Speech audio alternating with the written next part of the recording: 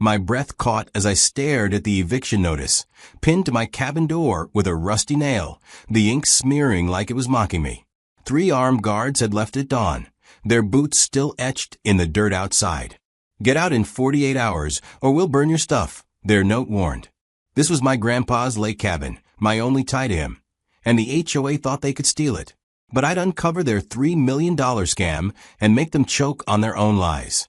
If you love stories where bullies get crushed, smash that subscribe button. This one's for every homeowner they've trampled. I'm James Carter, a tax analyst from Minneapolis. 4 months ago, I inherited Grandpa Henry's cabin at Clearwater Lake, Minnesota.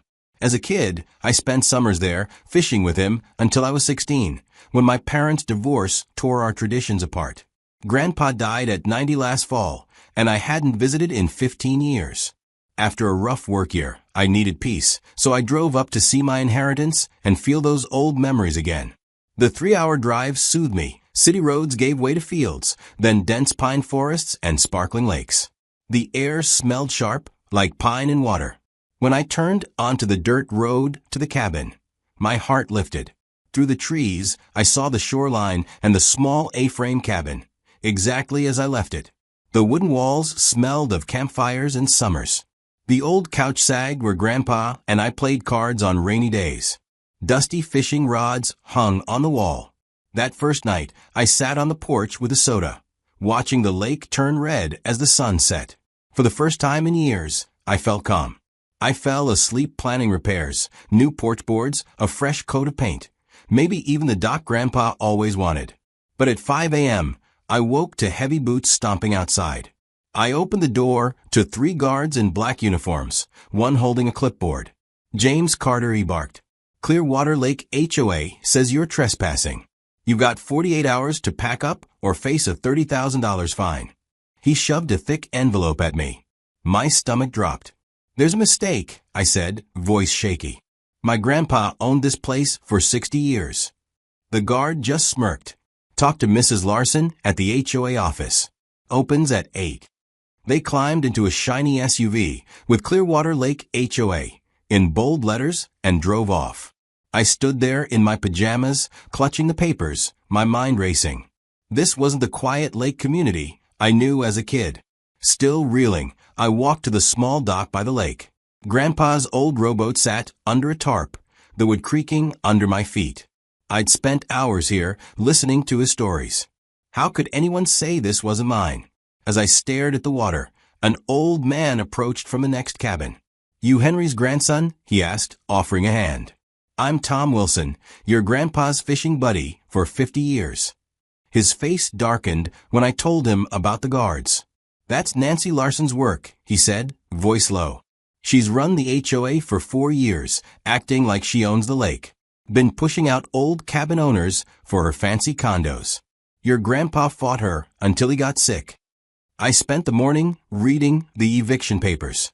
They claimed my cabin sat 60 feet onto HOA land, calling it a safety risk. It was nonsense meant to scare me, but it worked. My chest tightened at the thought of losing Grandpa's cabin. Later, at the dock, I noticed fresh scratches on the posts, like boats had been tied there. "Tom," I called, "did someone use my dock?" He snorted. "Nancy's been renting it to tourists for $250 a weekend. Prime spot, deep water, good fishing. She's made thousands since your grandpa passed." Anger burned in me. Not only were they trying to take my cabin, but they'd been profiting off it. That night, I found a dusty box under the cabin's floorboards, labeled Clearwater Survey. "Keep safe," in Grandpa's neat handwriting. Inside were a 1958 survey, property deeds, and a journal. The survey showed my land stretched to the lake, with 80 feet of shoreline, way more than the HOA claimed. Why had Grandpa hidden this? And why did their map lie? I drove to town to copy the documents, my mind buzzing with questions.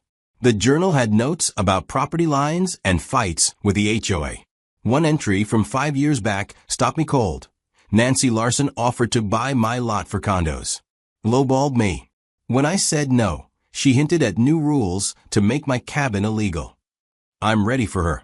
My heart raced. Grandpa knew they'd come for me. I had to fight back not just for me, but for him. A cold sweat trickled down my neck as I found a hidden camera nailed to my porch, its red light blinking like it was watching my every move. The HOA wasn't just after my cabin. They were spying on me, waiting for a slip-up. But I'd turned their sneaky game into their worst nightmare. If you're hooked on stories where the underdog flips the script, hit subscribe. This fight's just heating up. Back at the cabin, I clutched Grandpa Henry's survey, my only weapon against Nancy Larson's lies. The documents proved I owned 80 feet of shoreline, but the HOA's map cut my land short. I needed answers. At the Clearwater Lake HOA office, a sleek building with glass walls, I met Nancy, a polished woman in her 40s, with a fake smile.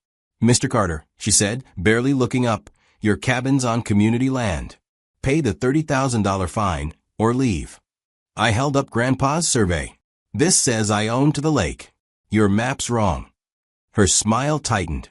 "Old papers don't count. Our survey's official. See it at the county office." Her assistant, a guy named Greg, snapped photos of my car outside. "Parking violation," he muttered, handing me a $150 ticket. I left, fuming but determined. At the county office, I met Lisa Harper, a clerk who knew Grandpa. She pulled the latest records, her eyes widening. "James, your grandpa filed a reassessment last year. It confirms your land goes to the lake and includes the cove where the HOA's new dock is." I stared, shocked. "Their dock? On my land?" Lisa nodded. "They've been renting it for millions. Nancy's condo project needs that cove." My mind spun. This wasn't just about my cabin. It was a $3 million land grab. Back home, I found a note taped to my door. "Stop digging or you'll regret it." My pulse raced. That night, I set up my own camera, hidden in a birdhouse, to catch any intruders. At 2 a.m., it recorded two men in HOA jackets tampering with my dock, loosening bolts. I called Tom Wilson, who rushed over. "That's Nancy's crew," he whispered. "They're making your dock unsafe to fine you more." The next day, I confronted Nancy at her office. "I know about the cove," I said, holding up the county papers. "It's mine and so's your dock." Her face paled, but she laughed. "You're delusional. That reassessment's fake. Leave, or we'll tow your car." As I left, Greg followed me, snapping more photos. I noticed his jacket had a logo, Larson Realty. Nancy wasn't just HOA president. She owned the condo company. At the cabin, I found my water shut off. A notice claimed emergency repairs for a month. I bought a water filter and kept going. Then, a bigger twist hit. In Grandpa's journal, I found a letter from him. "James, the HOA's been after our land since I said no to their deal. The cove's the key. My old friend, Judge Ellis, knows the truth. Find him." My heart leapt. Judge Ellis? A judge could crush Nancy. I called the county courthouse and learned Judge Robert Ellis, Grandpa's friend, was still active. I left a message, hands trembling with hope. That evening, a woman knocked on my door.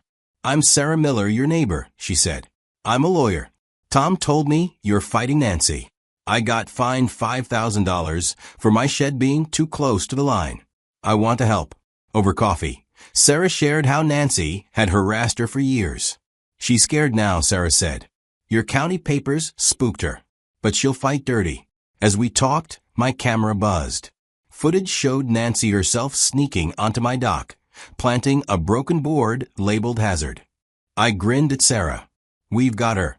But the next morning, my car was gone, towed by the HOA for unregistered parking. A new fine arrived, $2,000. Nancy was hitting hard, but I had Judge Ellis, Sarah, and the truth. I just needed to stay one step ahead. My stomach twisted as I found a dead fish nailed to my cabin door, its glassy eyes staring like a warning from the HOA. The smell hit me hard, but it lit a fire inside. I'd make Nancy Larson pay for every dirty trick. If you love watching bullies crash and burn, hit that subscribe button. This story's about to explode. After my car got towed, I was furious but focused. Sarah Miller, my lawyer neighbor, and I watched the footage of Nancy planting the broken board on my dock. It was proof she was framing me. "We need more," Sarah said. "She'll claim it's not her." I nodded, thinking of Judge Ellis. His office called back that morning. "Judge Ellis wants to meet," his assistant said. "He knew your grandpa well.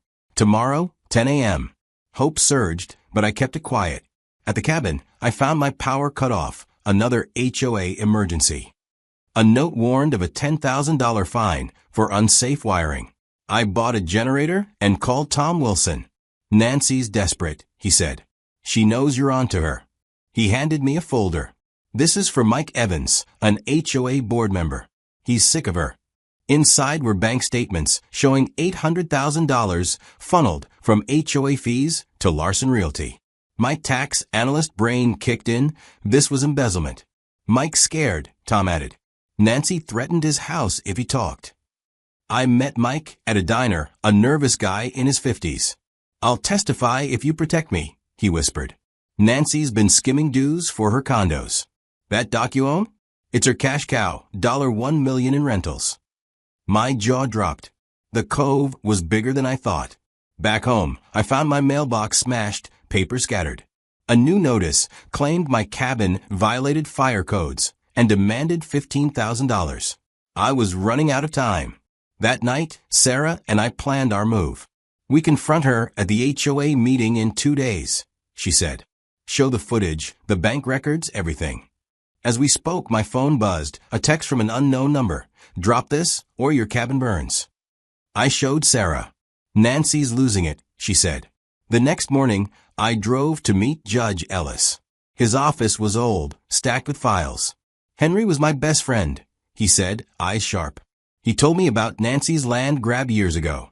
Your cove's the heart of her condo plan. Show me your proof." I handed over the survey, bank statements, and camera footage. He nodded. "This is enough to bury her. I'll back you at the meeting." My heart raced. Judge Ellis was my ace. But as I left, I saw Greg, Nancy's assistant, watching from a car. He sped off when I waved.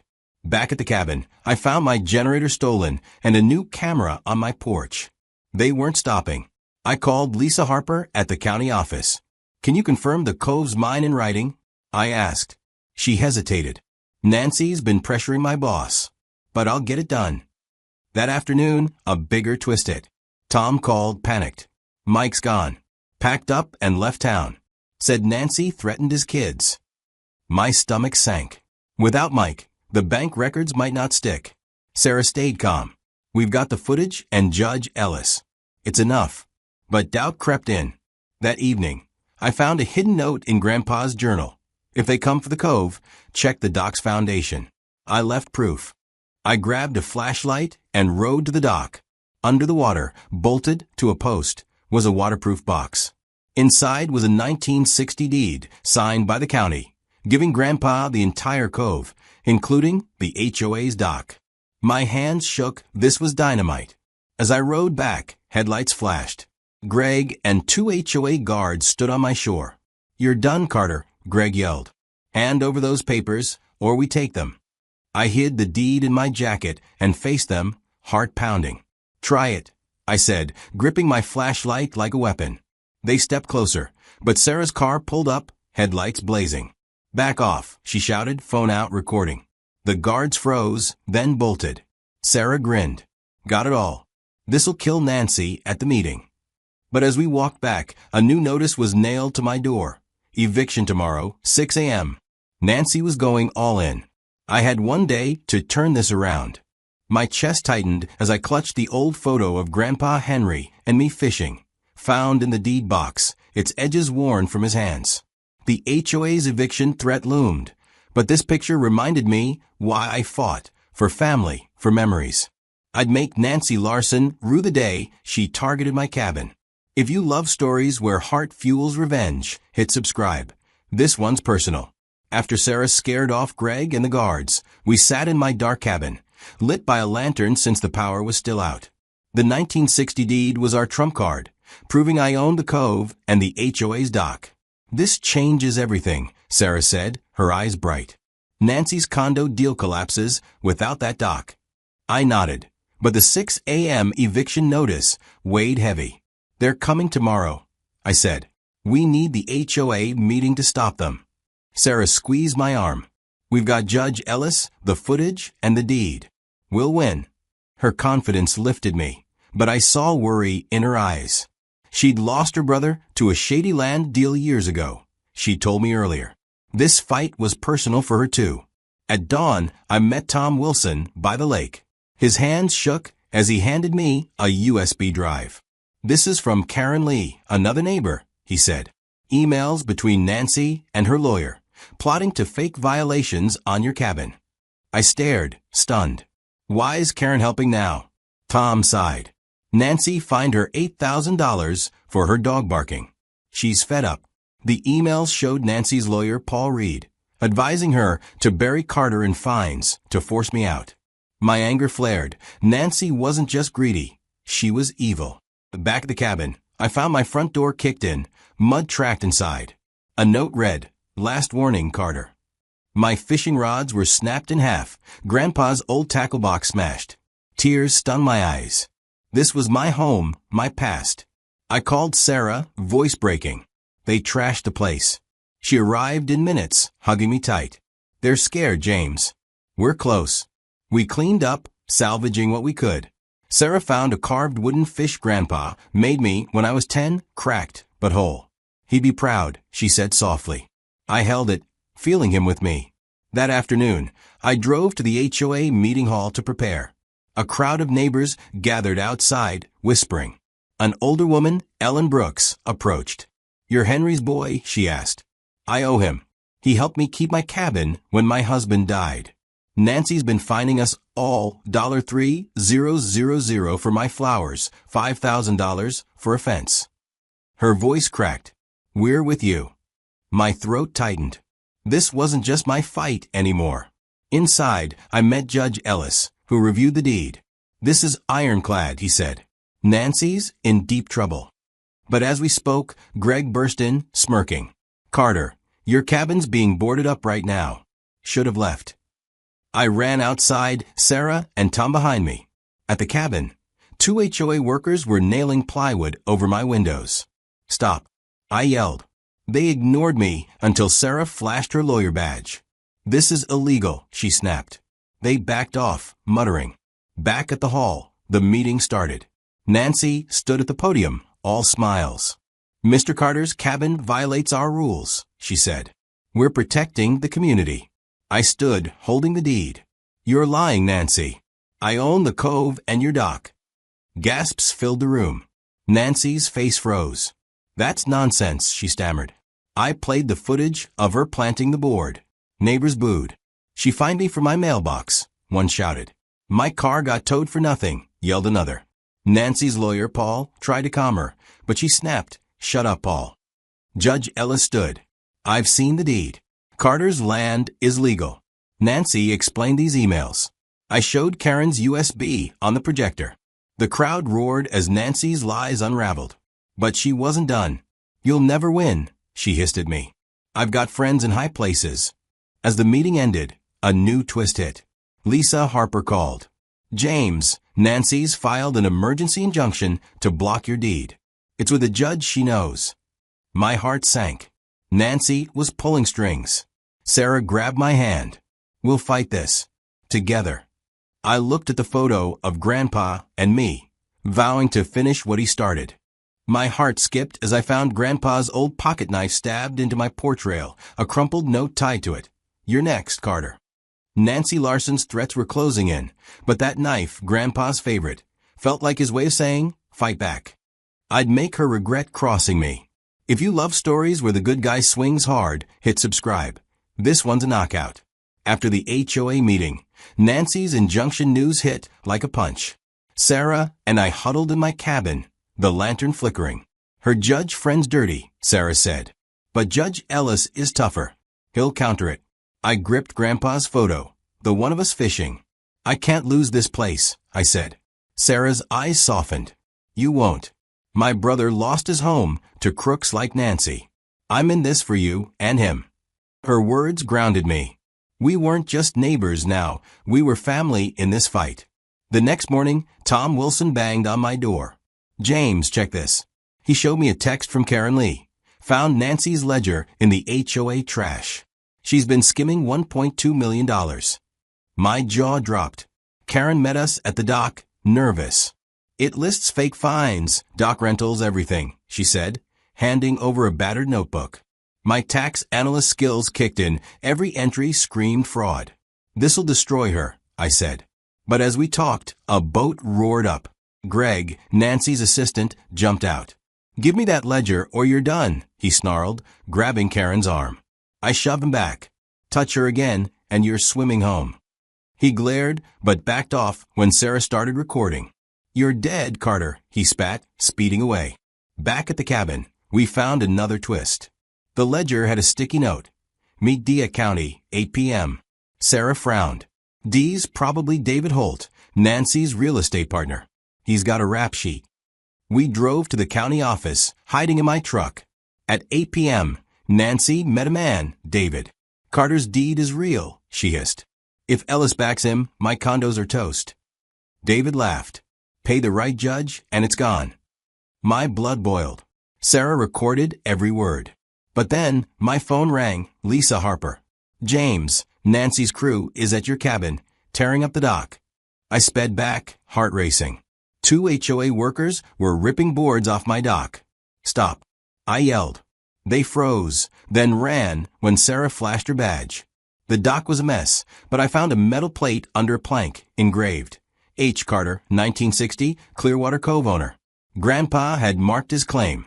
I hugged Sarah, tears in my eyes. He's still helping me. That night, Judge Ellis called. Nancy's injunction's weak, but she's got pull. Bring the ledger and plate tomorrow. I'll handle her, Judge. Hope flared, but danger wasn't far. At 3 a.m., my cabin's smoke alarm blared. Someone had lit a rag by my door. I doused it coughing and found another note, last chance. Sarah stayed over, both of us too rattled to sleep. She's unhinged, Sarah said. But we've got her cornered. The next day, Ellen Brooks and other neighbors showed up. We're done with Nancy, Ellen said. She fined my grandson $2,000 for skateboarding. We're testifying. Their stories, towed cars, fake fines, threats, fueled me. But the biggest twist came when Lisa texted. Nancy's judge recused himself. Ellis is taking over. I punched the air. Nancy's plan was crumbling. At the courthouse, we prepped with Judge Ellis. Her fraud's clear, he said. But she'll lie. As we left, Greg's SUV tailed us. I swerved, losing him, but my hand shook.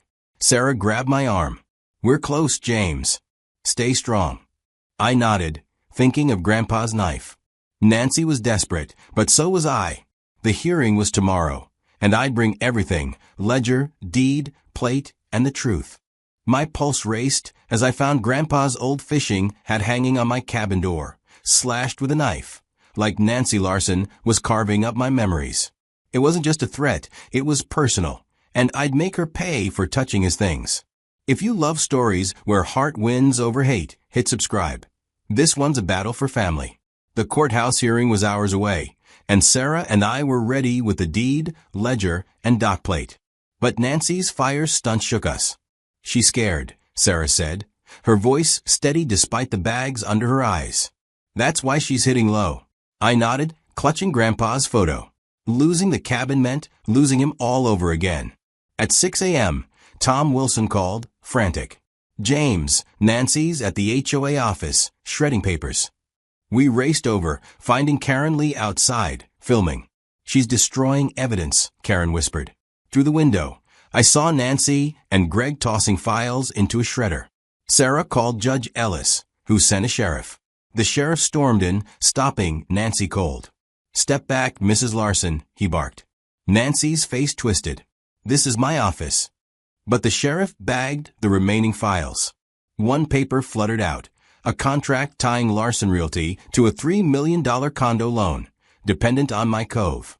My heart leapt. This was her motive. Back at the cabin, we found another twist. Ellen Brooks brought a neighbor, Tim Hayes, who'd worked for Nancy. I quit last week, Tim said. She told me to fake a water leak on your land to void your deed. His signed statement was gold. I've got kids, he added, eyes down. Couldn't do it. I shook his hand, grateful for his courage. But Nancy wasn't done. At noon, Lisa Harper called. James, Nancy's lawyer, filed a new claim, saying your grandpa forged the 1960 deed. My stomach dropped. That's a lie, I said. Lisa sighed. They've got a handwriting expert. You need more proof. I dug through Grandpa's box, finding a 1959 letter to the county, signed by him, matching the deed signature. This'll shut them up, I told Sarah. She grinned, but her phone buzzed, a text from Greg.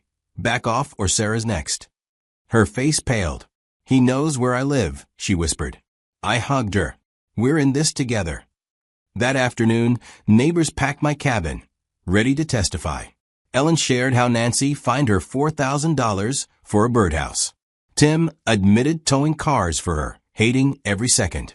Their stories humanize a fight, real people hurt by one woman's greed. But the biggest twist hit when Judge Ellis called. Nancy's offering a deal. Drop the case, and she'll pay you $100,000. I laughed bitterly. She thinks I'll sell Grandpa's land. Ellis chuckled. Thought so. See you at 3 p.m. As we headed to the courthouse, Greg's SUV appeared again, swerving close. I floored it, losing him in town. Sarah gripped my arm. She's desperate, James. At the hearing, Nancy sat smug, her lawyer, Paul Reed, beside her. Judge Ellis called me first. I showed the deed, plate, and letter. This proves my grandpa owned the cove, I said. Neighbors testified. Ellen's voice cracked. Tim's hand shook. Sarah presented the ledger and sheriff's files. Nancy's face reddened as Paul whispered frantically. Then Nancy stood. Carter's lying, she yelled. His grandpa was a crook. Judge Ellis raised an eyebrow. Prove it, Mrs. Larson. She froze, then blurted. I paid for that dock. It's mine. The room gasped. Sarah leaned in. She just admitted it's on James's land. Ellis nodded, taking notes. But as we left, a sheriff pulled me aside. Your cabin's on fire, he said. My heart stopped. Sarah grabbed my keys. Let's go. We sped back, fearing Nancy's final blow, praying we weren't too late. Smoke stung my eyes as we reached the cabin, flames licking the porch where Grandpa's old swing once hung. Nancy Larson's cruelty had gone too far, but I'd turn her fire into her downfall.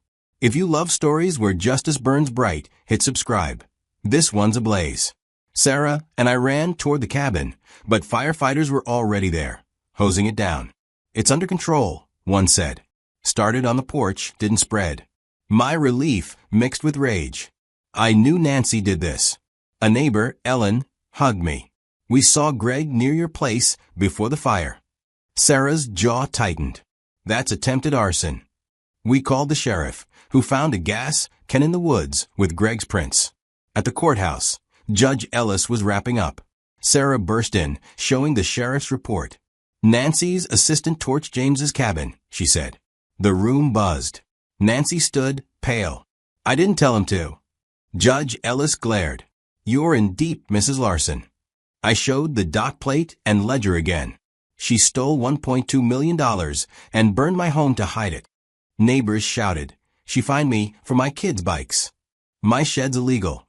Ellis slammed his gavel. Enough. Mrs. Larson, your HOA's dissolved. Carter owns the cove. Case closed. Nancy screamed. You can't, but deputies escorted her out. A twist hit outside. Lisa Harper ran up. James, the county found Nancy's condo loan was fake. Her company's bankrupt. My jaw dropped. Her $3 million dream was dust. Back at the cabin, I found Grandpa's carved fish, scorched but intact. Sarah smiled. He's still with you. But Greg was still loose, and I feared one last move. That night Tom called. Greg's at the dock, cutting cables. We raced over. Greg froze, knife in hand. Nancy paid me, he muttered, dropping it. Sarah recorded his confession. The sheriff cuffed him. The next day, neighbors met at my cabin. Ellen proposed new bylaws to protect us. No more Nancys, she said. I agreed, feeling Grandpa's strength. But a final twist waited. Nancy's lawyer, Paul, called. She's fled town, he said. Left a note confessing everything. I grinned. Her empire was gone, and I had my home.